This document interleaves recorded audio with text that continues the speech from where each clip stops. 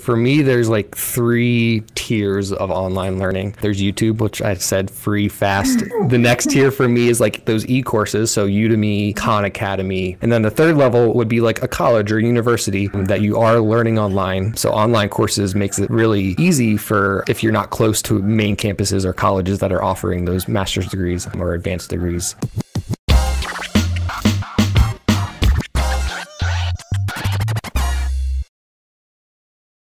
Welcome to the Work Awesome Podcast. This is episode 16, and we are talking about the best places to learn online. Today, I have Sarah and Valerie with me to talk about this topic, and just to quickly go over the description. The web is full of e-learning resources, and sometimes it can be hard to narrow down the best. In this episode, we'll discuss e-learning sites that we've found success on and take a look at some of the best courses online to level up your career. As always, before I get into the episode, I do want to say if you're watching on YouTube, please subscribe so that you get notifications to your inbox when new episodes are posted. And if you're listening on Spotify, Apple Podcast, or Google Podcast, or any other audio platform, please follow. So again, you get notifications when we post new episodes every Tuesday. So let's start with the icebreaker. I know I just said it off stream, but now I can't remember. Oh, I remember. Do you guys have any favorite places to learn online? We'll talk more about all the places to learn online in a second, but for me personally, I always, if it's a scenario where I like need to learn something fast and apply it during the workday, my YouTube is my go-to. If it's something where I'm like trying to learn a new skill, I really like the website Udemy. They have some really good courses, and a lot of the time you can find a discount code for like $10 courses, which is always nice because you don't have to pay the $200 that they normally are. Sarah, Val, any inputs on those? I am a TED Talks junkie. I love the inspirational talks on TED Talks. I love going there and just, it's my podcast. I will sit there and listen to TED Talks for at least one a day to pick me up and give me some inspiration. Yeah. I do love TED Talks too. I think you're right, Val. That's a great resource. I will forever be grateful to Khan Academy. When I went back to get my MBA, I had not been in school for a very long time, and Sal helped me catch up on some of the math skills I had not used in a while. So I will really be very grateful to them. And I used to recommend when I was teaching, I used to recommend that as a homework helper as well. Yeah, Khan Academy is great, and they started with, I might be wrong on this, but I think they started with just math and then expanded to like a bunch of different topics. I think you're right. Which is really cool, and we can actually explore it a little bit later if you want to, but I'm interested to know if there are like things that would help somebody progress in their career on there. Like, we'll have to look. So before we talk any more about the different platforms there are different types of online learning, and I've written some down. Just off the top of your heads, do you guys have like different types, I guess like platforms or ways that you can think of online learning that could help somebody progress in their career or learn new skills that might be applicable to a job that they're trying to find? Sarah, do you want to go first? I can go first. Yeah, go ahead, Val. My job focuses primarily on public relations, and it's very important that we follow especially working for a government entity, that we follow a kind of a set course in the way we write things. I have discovered it is through the Defense Information School, DINFOS, a online, open to everybody platform. It's called Pavilion, PAVILION, .dinfos.edu. And this is an online learning site that you can sharpen your skills. It contains checklists and how-tos. And even if you don't work for the government, They have interview tips and photography tips and broadcasting tips, and a storyboard template that you can pick up when you're trying to perform. And it is pretty much one of my go-to free, open to everyone online learning sites. That's a great idea, Valerie. I haven't heard of that one before. I'll have to definitely check it out. And that might be a really good resource for people who are kind of trying to break into the government or government contracting environment as well. So you said open to everyone that currently works for the government or just public? It is an open, it's an open platform. Oh, wow. Absolutely. Interesting. So yeah, that's definitely a great resource then, especially if so, it sounds like a lot of the topics are related to government type of work, or is related to government type of work. Is that? It's more a more public relations type. Oh, okay. Anyone who's in the communications field that is doing videos, doing interviews, doing photography, really great tips, exercises. They actually have case studies and exercises that you can go through.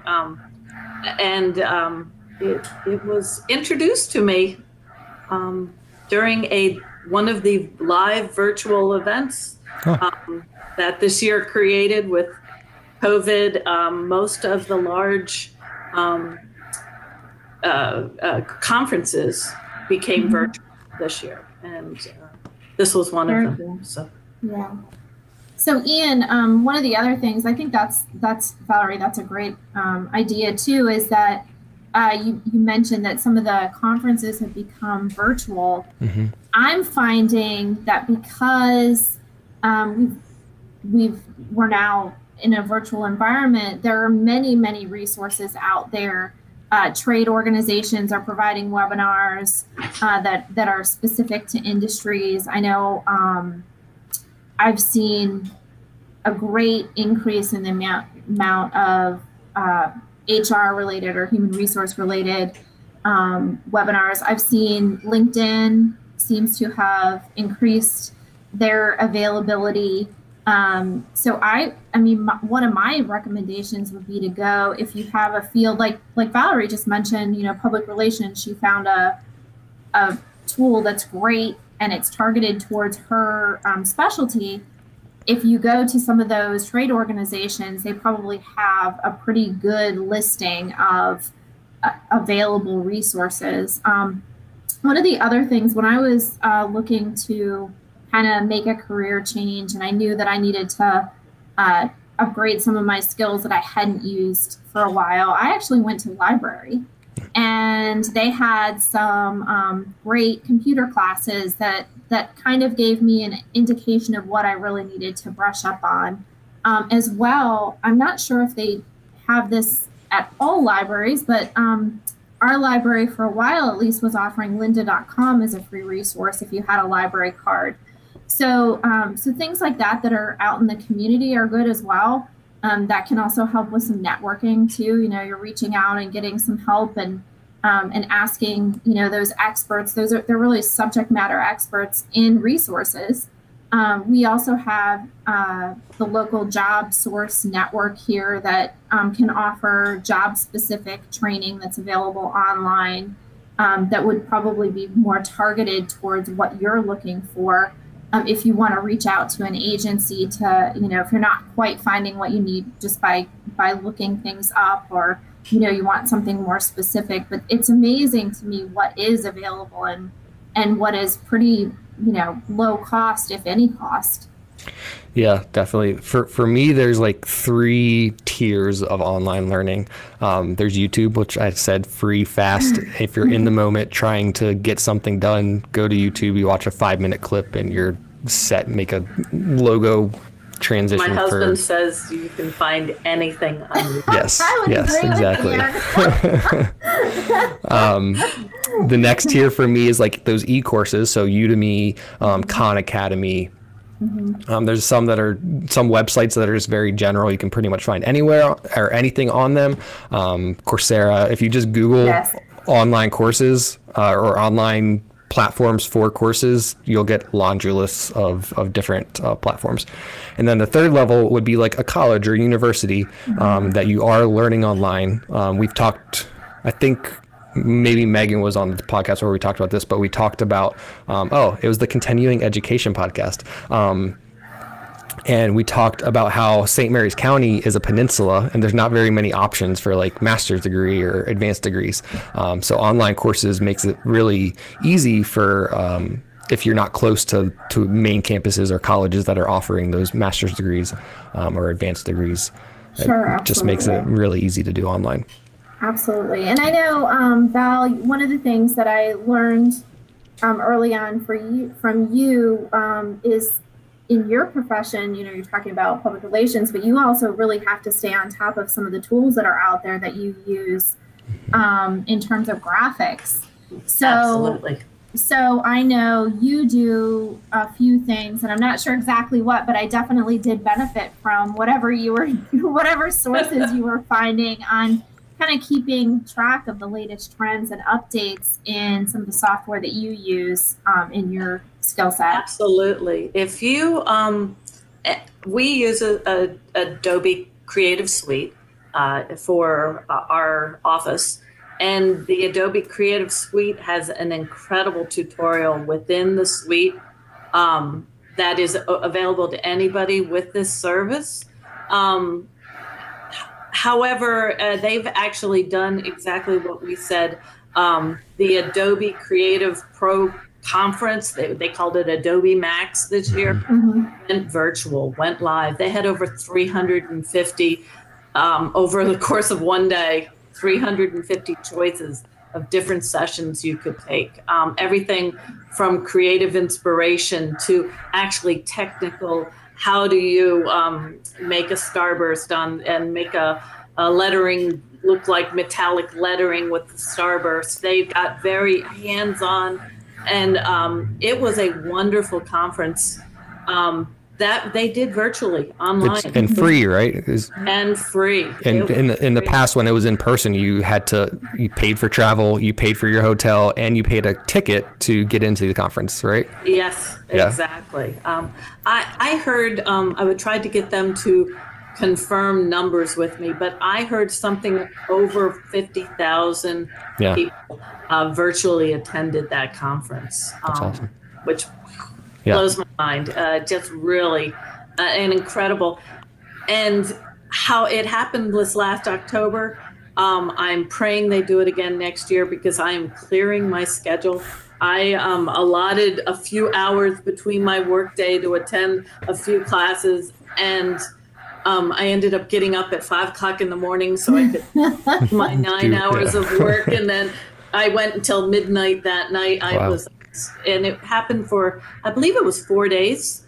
The Creative Max, Adobe Max conference was 4 days, and I was exhausted by the second day.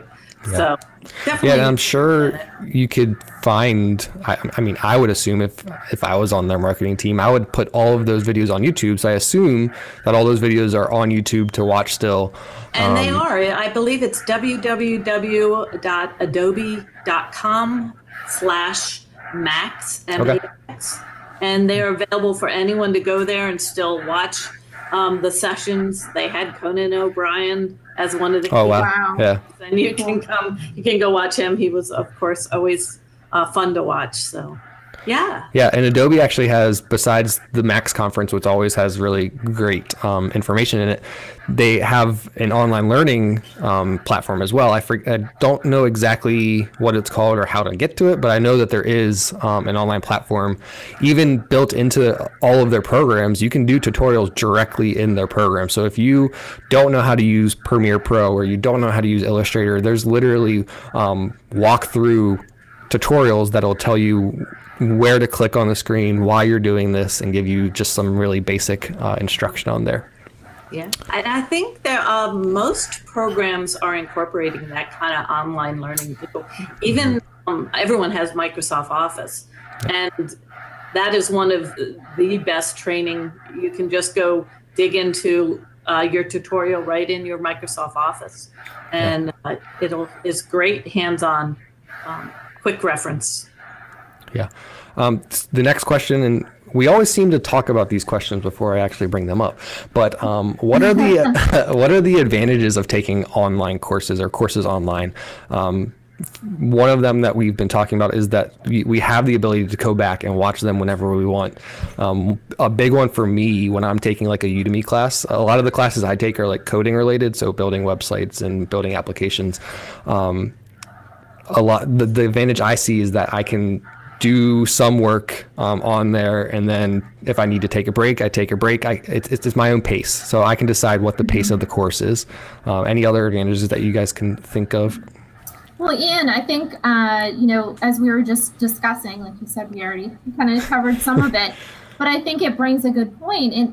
In order to really be current in programs that you're using, you really have to keep up with things. A training course that you're taking in person or your college classes, once those end, that doesn't mean that your industry isn't progressively changing. Yeah. So in order to keep up with that, you have to figure out what is going to work for you, whether it's online courses, whether it's in-person courses, whether it's, we've discussed in the past finding a mentor, learning from your peers, which I know is a big thing in your department, Valerie. I know you all are very collaborative with that too, but someone has to be or all of you have to be kind of keeping up with the trends and the changes in the software as well.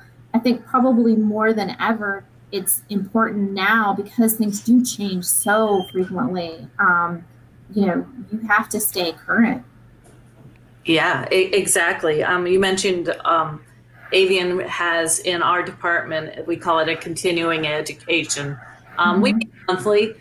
We have different topics and different things, but we are a group of, I believe we're up to 16 people now. And when you get that collaborative mind online, virtually, they can be sitting anywhere, and they bring up, oh, I saw this. I got the Facebook ad popped up that this program is coming on. It is very powerful. It's very and I think it's imperative to keep up and keep a contact and a network, so to speak. And virtual online learning, you get that network. You really do. You get there are people, you're already emailing them, you're already texting them. So it's they set it up for you. And sometimes when you go to a conference live, that you leave and you say, yeah, I'll send you an email. Very rarely do you ever get emails from anybody who said they do that. So it's a plus. Look for the bright side in every situation. So. Well, and it can really improve your confidence too in the work that you're doing if you know that you're doing your best to stay on top of the latest trends and the latest information that's out there. And not only that, typically when there are changes, there are improvements, and they're there to improve your efficiency as well. So you can be more productive, and maybe more productive in a little less time and a little less stress. So that's a benefit as well. I think also some of the online learning can help you with, as we've mentioned in the past, soft skills, as well as, managing projects, managing your time. And there's just a whole plethora of things that of information that's available through different resources. And sometimes it's fun to kind of do two back-to-back courses that are similar, but from different providers, because you can pick up like what's the same, what's different, what works for you, that kind of thing, what works in your environment. I agree 100%. I was, and this is a TED Talk that I was just discussing with my daughter.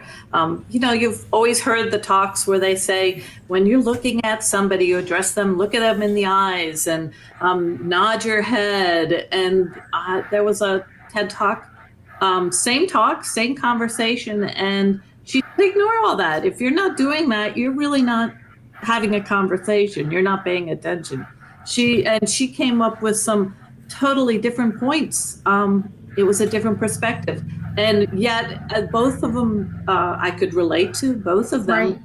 it was great tips. I took some from one training course and some others from the other course. So I agree. Yeah, that's an interesting point about the TED Talk, because now that I'm thinking, I'm like, yeah, I do. When Tara and I are sitting down and having like a in-depth strategic meeting of some sort, I'm like usually gazing in the direction of a blank wall, just kind of like visualizing what we're talking about. And she knows that I do that, and I know that she does something similar. So yeah, it makes sense. Like if you're sitting there thinking about, oh, I need to be nodding, I need to be acting like I'm engaging, it doesn't make sense. But that's a different topic. We can talk about that some other time. Yes. We'll have to look up that TED Talk and see. But TED is a great resource. I have it on all of my devices. Again, we talked about the next question a little bit already. What types of courses should people look for to improve their careers? So we talked about soft skills in a previous episode. Recently, what else have we talked about? Let me pull up my list here. Landing a job, the importance of company culture. So if you go to like Udemy, if you go to, I pulled up Khan Academy to see what resources are on there. Type in business, type in getting better at soft skills, type in anything that you want to improve yourself, and you'll find a course on there for you. If you want to build your personal brand, if you want to learn how to negotiate better, there's courses for everyone. So Sarah, specifically, are there any courses that you would like recommend if someone was to come in to improve to I guess my question is, if you were looking at a resume and you saw that somebody took a course and had a certification in blank, does that help them stand out to you as a recruiter? Sure, absolutely. I think one of the other parts of that is that you see that they're engaged in continual learning. Mm-hmm. And I think that definitely sends a message that, that person is not stagnant in their career. They're not stagnant. They're going to be looking for those current trends. They're going to be looking to stay on top of things. If you're not doing that in many positions, it's very difficult to maintain your proficiency long term. I agree with that 100%. I have been a graphic artist for almost 22 years now. And you continually have to brush up. You have to pay attention to, because, I may not be the greatest creative mind of all times, but you know what? I take inspiration from people who are. Yeah, and you have the skills to do that. Yeah. Correct, because you keep up with them. You keep going back to school. I'm not going to say when I graduated, but it was a while ago. And, if you do not keep up with the training and keep up, you will fall behind. Yep. The world moves very quickly it moves very quickly. Yeah. And I mean, even for me, I was introduced to Adobe Illustrator, I would say 9 or 10 years ago, but to look at that version of Adobe Illustrator and what we have now, completely different. It wasn't on the cloud then, I don't think. It was not on the cloud. You still had to pay per software, so you had to pay like $1,000 and get the package, and they had different packages. It was a whole thing. Now it's just an easy subscription, but with free updates too. You don't have to pay for the updates.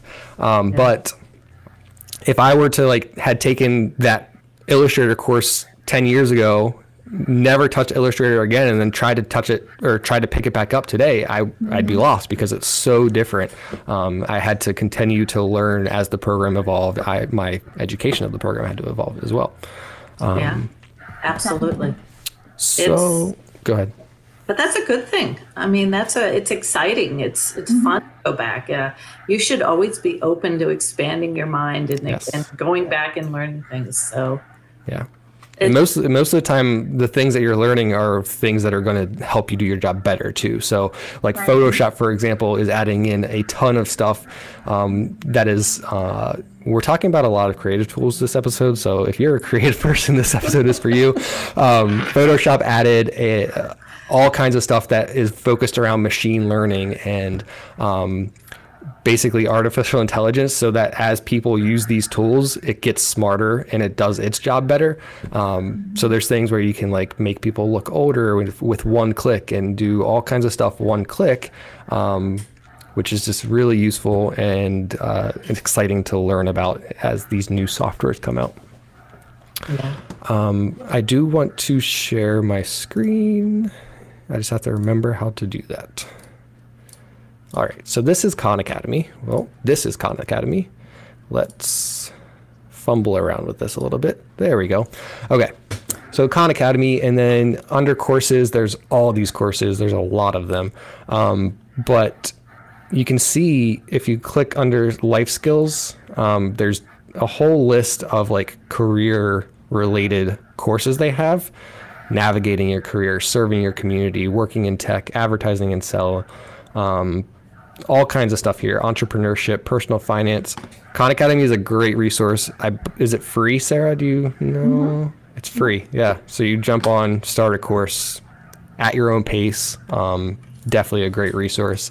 The other ones that we've mentioned, udemy.com is one that we've been talking about a lot. So you can see a lot of these websites are going to be pushing coding courses because that's the type of industry that people have this fascination with in making hopefully a lot of money if you can learn how to code. But you can see there's all kinds of categories: design, development, marketing, IT software, personal development, business. I'm interested to know what's under business. I believe it's probably a lot of like marketing. Now, Udemy has a fee. Yes. So each course on Udemy it's going to be listed at a high price. Like this one is $124, but if you have this nifty little plugin here, you can try up to 30 codes. And usually it knocks it down to like $10 or $12 for a course, which you could skip going out for lunch one day and have $12 in your pocket. To do a whole course. Yeah, to do a whole course that has, they usually tell you how many hours are in here, but I don't see it. But maybe, nope, I don't see it. But these courses come along with, and we talked about this already, these communities that a lot of the courses have like Facebook pages set up or LinkedIn pages set up so that you can get on here, interact with other people that are taking the course, grow your network, and get some insights from those other people. Mm-hmm. So is there anything else that you guys want to add in about learning online or continuing education in general? We had a whole podcast on continuing education, but any last minute thoughts? I think one thing that I would like to mention too is, these learning platforms are great resources for students who are still in school too. Yes. And especially maybe if the new math isn't quite your thing as a parent, it's great to teach your children how to access this kind of information, and then they'll have those skills to bring them forward when they need it for their career too. Yeah. And the one that I want to mention before we go is, I don't exactly remember what it's called, but it's and I'll link it in the description when I figure it out, but it's like a culmination of a bunch of university courses. So if you are fresh out of high school or you're in college and you can't decide what to take, you can jump on this website, take 1-2 courses, decide if it's something you're interested in before paying the thousands of dollars to go to college for this course.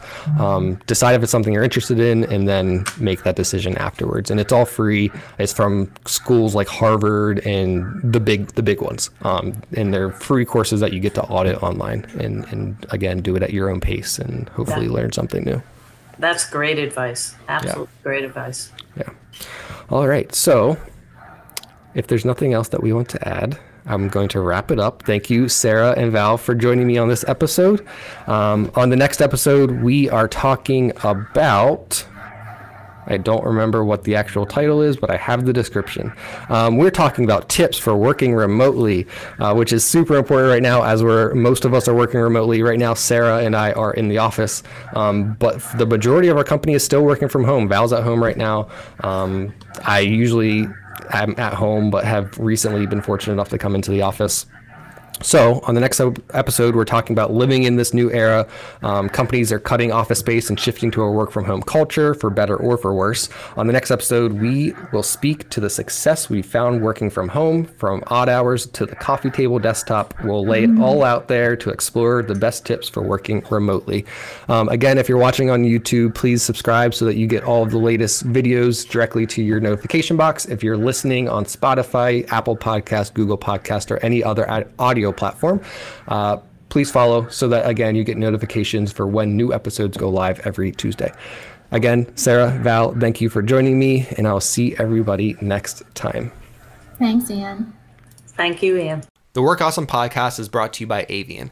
Avian is a 49% employee-owned company founded by retired U.S. Navy test pilots who believe passion and talent are the right traits to get the job done. Avian operates in a culture that thrives on innovation, creativity, and the entrepreneurial spirit. Instead of offering services through mere business transactions, Avian is redefining the government services industry by creating meaningful experiences and connecting talented people with important work. The passion that Avian's employees have for its work builds better partnerships for the future, and Avian's unique talents create real solutions. At Avian, we move fast, take risks, and don't settle for the status quo. To learn more, visit Avian's website at avian.com. That's avian.com.